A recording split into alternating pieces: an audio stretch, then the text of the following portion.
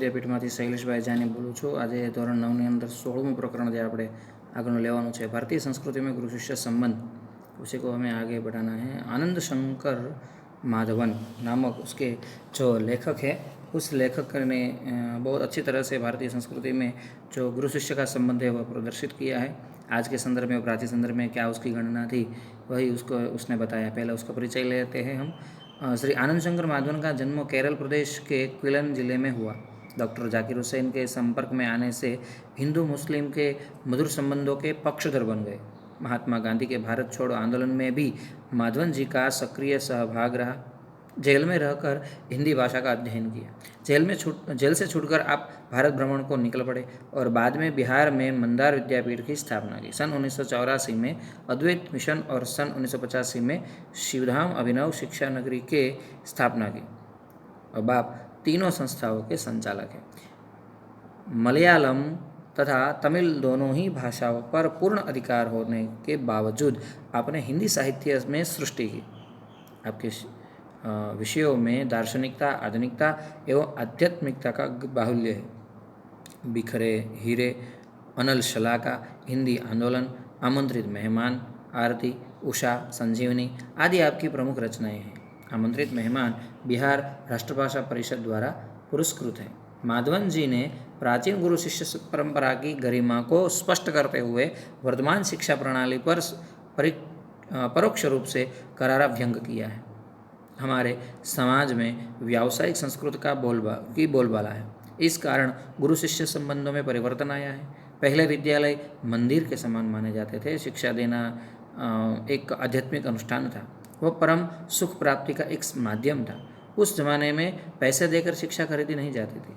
क्या आज वैसी स्थिति है? क्या आज शिक्षा के क्षेत्र में वही निष्ठा, वही त्याग नजर आता है? लेखक ने हमें अंतर्मुख होकर सोचने के लिए बाध्य किया है। तो आगे देखते हैं। हमारे समाज में व्यावसायिक संस्कृति की बोलबाला है।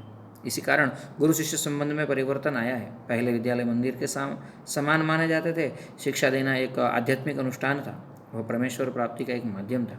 पैसे देकर शिक्षा खरीदी नहीं जाती थी। आज स्थिति बिल्कुल बदल गई है और अब शिक्षण कार्य पेट पालने का साधन बन गया है। जिसे भारतीय संस्कृति कहा जाना चाहिए वो आज भारतीय मानसिक क्षितिज में क्रियाशील नहीं है। आज एक प्रकार की अव्यवस्थित व्यावसायिक संस्कृति व्याप्त है जिसकी जड़ शायद यूरोप में है। भारतीयों के सार्वजनिक व्यवहार में गुरु शिष्य संबंध का भी तद अनुरूप परिवर्तन हो गया है। यहाँ गुरु वेतन भोगी नहीं होते थे और न शिष्य को ही शुल्क देना पड़ता था।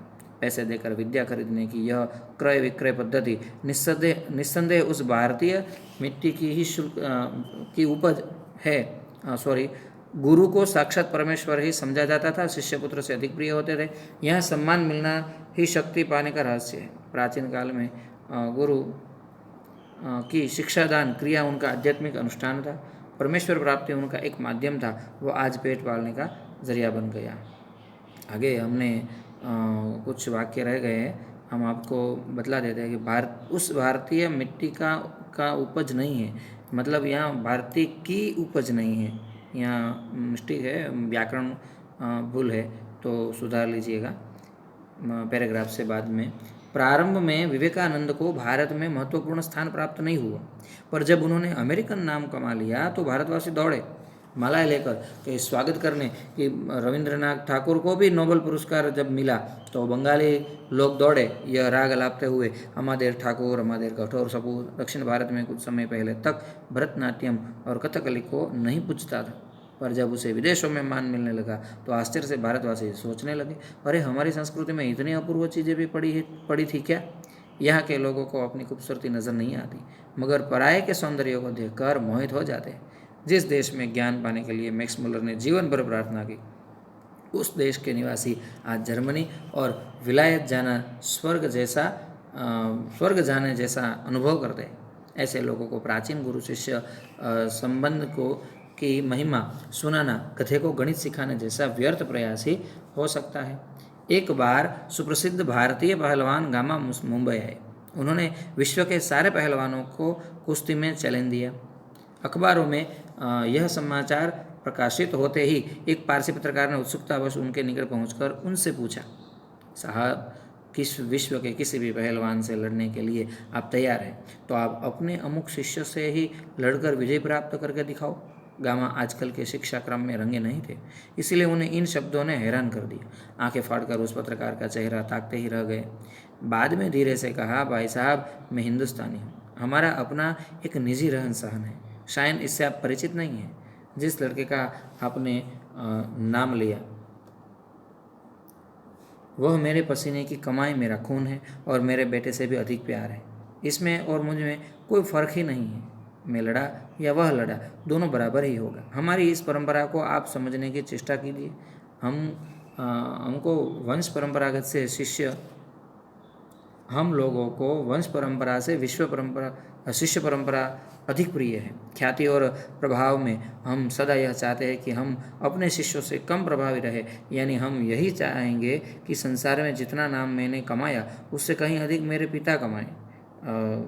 और मुझे लगता है कि आप हिंदुस्तानी नहीं हैं। मतलब हम प्राचीन ग्रंथों से भी यह सीखते आते हैं। गुरु द्रोणाचार्य को ले लीजिए, उसने अपने पुत्र अश्वत्थामा से ज़्यादा अर्जुन को प्राधान्य दिया। वो अर्जुन को अपना पुत्र ही मानते थे। ज़्यादातर विद्या उसने अर्जुन को सिखाई, अश्वत्थामा को नहीं। मतलब गुरु शिष्य परंपरा पहले से एक पिता पुत्र का संबंध भी स्थापित कर सकता है। भारत में गुरु शिष्य संबंध का वह भव्य रूप आज साधुओं, पहलवानों और संगीतकारों में थोड़ा बहुत ही सही पाया जाता है। भगवान रामकृष्ण बरसों योग्य शिष्य को पाने के लिए प्रयत्न करते रहे। उनके जैसे व्यक्ति को भी उत्तम शिष्य के लिए रो रो कर प्रार्थना करनी पड़ी थी। इसे समझा जा सकता है कि एक गुरु के लिए उत्तम शिष्य कितना महंगा और महत्वपूर्ण है। संतान प्राप्ति वर्ग उन्हें दुख नहीं देता, पर बगैर शिष्य के रहने के लिए वे एकदम तैयार नहीं होते। इस संबंध में भगवान ईसा का एक कथन सदा स्मरणीय है। उन्होंने कहा था, मेरे अनुयायी लोग मुझसे कहीं अधिक महान हैं और उनकी जूतियों होने की योग्यता भी मुझ में नहीं है।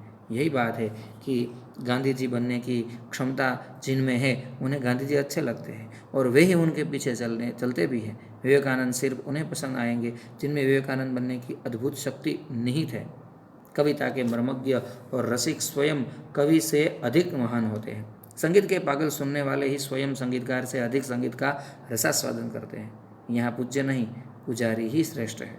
यहाँ सम्मान पाने वाले नहीं, सम्मान देने वाले महान हैं। स्वयं पुष्प में कुछ नहीं है, पुष्प का सौंदर्य उसे आने वाले की दृष्टि में है। दुनिया में कुछ नहीं है, जो कुछ भी है हमारी चाह में, हमारी दृष्टि में है।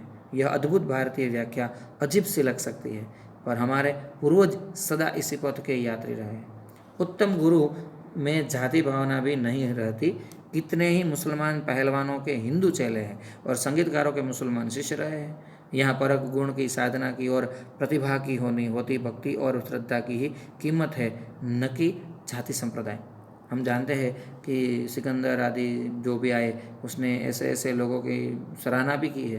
अकबर बादशाह जो हुआ था वो मुस्लिम था, लेकिन फिर भी कई हिंदुओं के गुणगान गाते नहीं समाता था।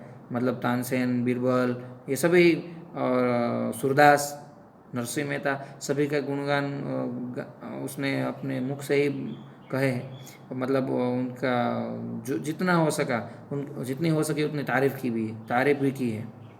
तो ये हमारे प्रमाण है। तो आगे बढ़ते हैं। विद्वान मुसलमान नहीं, उन्होंने कभी नहीं सोचा कि यह हिंदू है और मुसलमान बनाना चाहिए। पुराने ज़माने में मौलवी लोग बड़े बड़े रामायणी होते थे और आज देहांतों में भरत मियाँ, रंजित मियाँ आदि अधिक संख्या में दिखाई देते हैं। आज के गुरु भी सिर्फ सेवा लेने में ही चतुर है, देने में नहीं।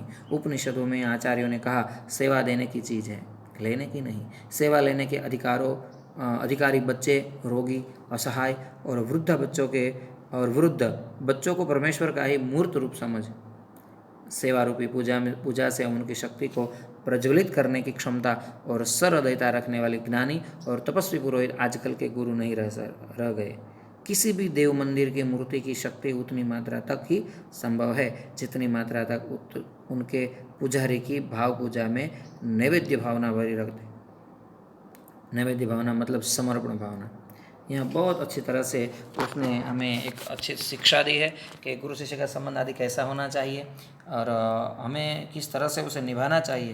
तो बहुत अच्छी तरह से उसने एक अपना परिचय दिया है और उस परिचय से हमें इस तरह से वाकिफ़ करवाया है। मतलब हम ऐसा कह सकते हैं कि गुरु कौन है और शिष्य कौन है, गुरु के शिष्य के साथ कैसे संबंध होने चाहिए और शिष्य को गुरु के साथ कैसे संबंध होने चाहिए, इस पाठ के इस प्रकरण के माध्यम से हमें जताया भी है, बताया भी है। और उसने यह महसूस करवाया है कि हमारी आदि शिक्षा प्रणाली कैसी थी और आज शिक्षा प्रणाली कैसी है।